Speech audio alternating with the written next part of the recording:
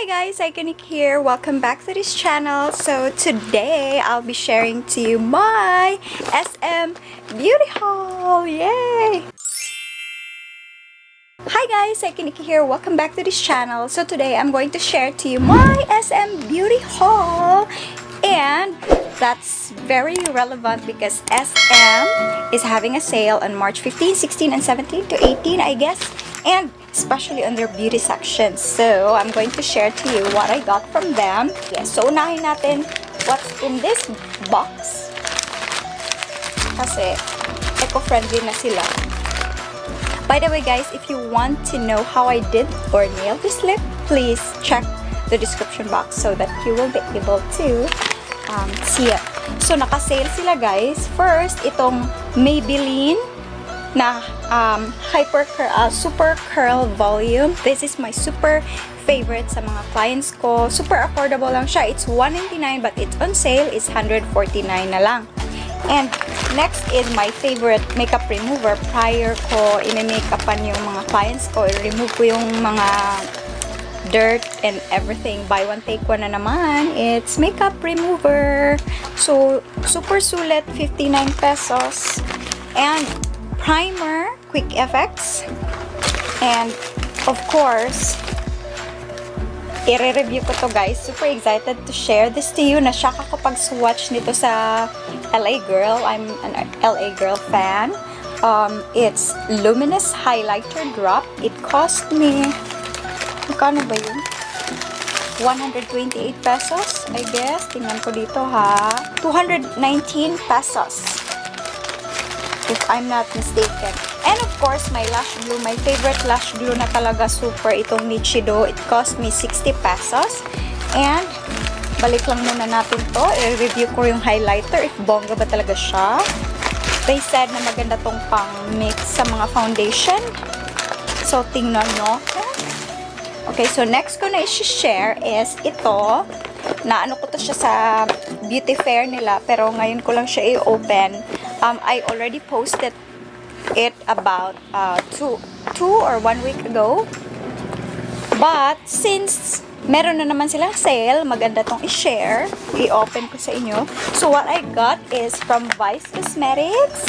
So, dalawa siya. Actually, isa siyang matte lipstick, which is the Star pala. And ito, parang lip tint. Puro sila red. Lip tint and isang lip kit na Star. Yung lip tint guys is Kyondi. Ano siya? 145 pesos. And then ito namang Star is 195 siya. Yun, nakuha ko sa Maybelline yung ito siya, yung Maybelline liner tattoo. Yung pinakita ko, ginamit ko to sa makeup tutorial na to. And then I have yun sa Maybelline at meron din akong sa L'Oreal. Ito siya, foundation siya under the shade of N3. Another from L'Oreal. Ang ganda, no?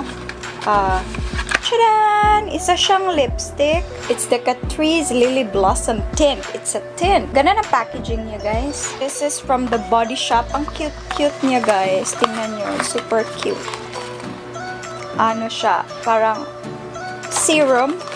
Ito yung I won sa one of their games. Oh, another one from L'Oreal. This is the color Rich, which is the Crying Sunset. Ayun yung mag-focus guys. Meron pa dito, hindi ko talaga to maano. VMV Hypoallergenic Essence Body and Body Smoother. So it costs 345 pesos. By the way, this one is a sample size sa Polo. Polo na perfume.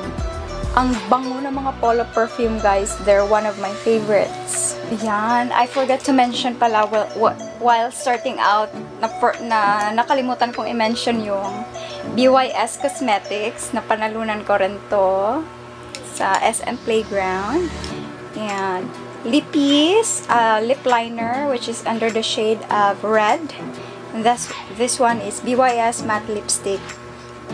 Celebrity status. Okay. That's it yung mga nabili ko at mga napanalunan. Nabili ko at napalunan ko sa games.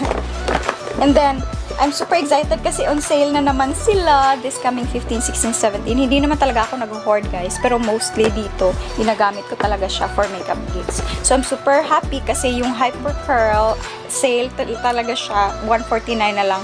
Ang bilis niyang naubos, buti na lang meron pa palang stock. Naghintay ako ng ilang minutes ba yun? Mga 20 minutes para makuha yung new stock, pero parang ang dami ko nang bilhin, yung isa lang. But anyway, that's it. I hope you enjoyed this little unboxing, little sharing video of yours. And by the way, I will have a video, a giveaway. I hope that it's up already. Ililink ko na lang sa below, and please don't forget to join. So thank you so much for watching guys. I hope you enjoyed the video, and please don't forget to like, share, subscribe, and be a part of this family. Help this channel to grow guys. Thank you so much, and i-update ko sa inyo yung highlighter ng LA Girl. Excited ako i-review. At saka ito guys, so yung eyeliner, na-try ko na siya na third time. Hindi super ganda niya talaga, promise. Hindi siya nagpapanda sa eyes niyo. Yeah. So bye bye for now. Sarang he. See you soon in the next video.